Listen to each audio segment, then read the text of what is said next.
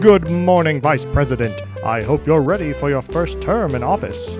For you see, there are already many problems that need to be addressed.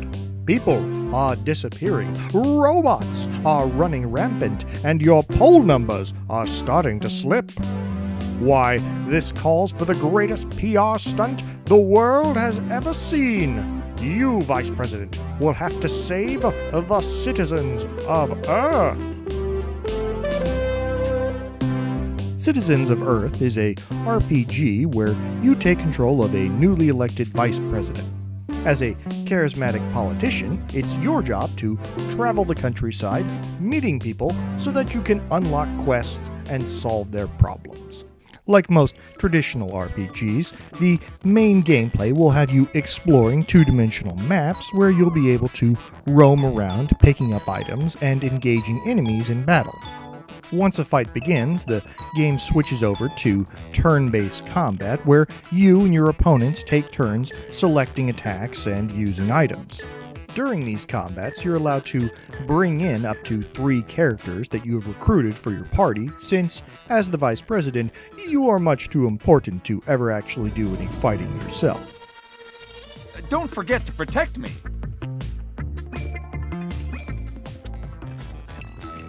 Now, as you explore the early game, you'll notice very quickly that most of the NPCs are available for recruiting.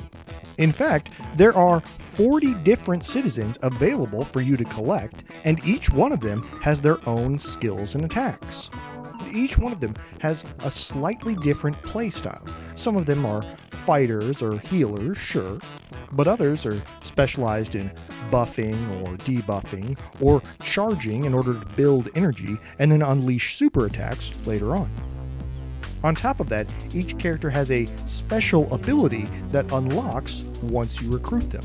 And this is probably the most important part of collecting all the NPCs, that some of them have special abilities that change how you play. For instance, you can't fast travel until you unlock the pilot. Where to? Hope you went to the...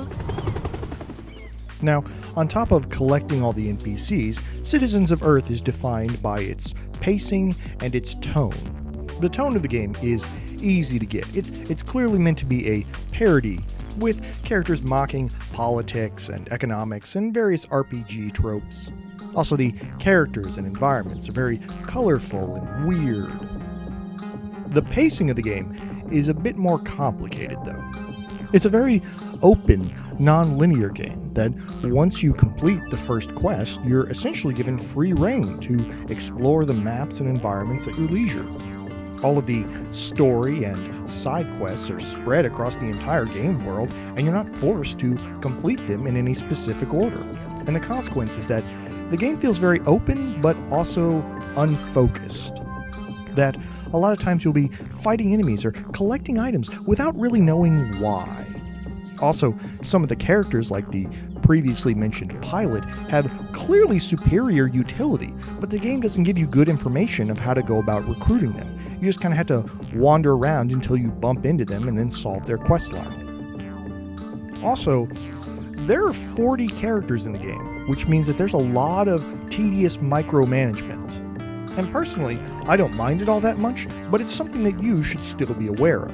Even after you recruit a character, you'll have to level them up so that you can unlock their skills so that they're useful in combat. Then you have to level up their special abilities separately so that you can get more use out of them. Then you have to learn their strategies, which might mean that they're not even any good until you recruit this other character into your party. Then you have to go and find their special equipment that only they can use. And you have to do this for every character in your 40-person roster. It's not a flaw, but it is definitely something you should keep in mind. Something that is a flaw is that Citizens of Earth, even a year after its release, still contains some game-breaking bugs. I mean, what's going on here? Did I win? Can I go home? Am I stuck in limbo forever? And force quit. Sure, they don't happen often, and the game has a generous save system, but again, it's something that you should be aware of. Still, despite its flaws, Citizens of Earth is still a quirky, non-linear RPG. I would give it 3 out of 4 stars. Would I recommend it? Well, not to everyone. It is a very niche game. Citizens of Earth is really made for people that enjoy collecting and leveling large groups of characters. Anybody else is going to find that sort of thing tedious. Yet again, thanks for watching, thanks for voting. And now it's time for me to get back on the campaign trail. Elected leader and an honest citizen who hasn't had his coffee yet, I hereby disband this protest thing. Shoo! Fine, I'm leaving. But you haven't heard the last of me.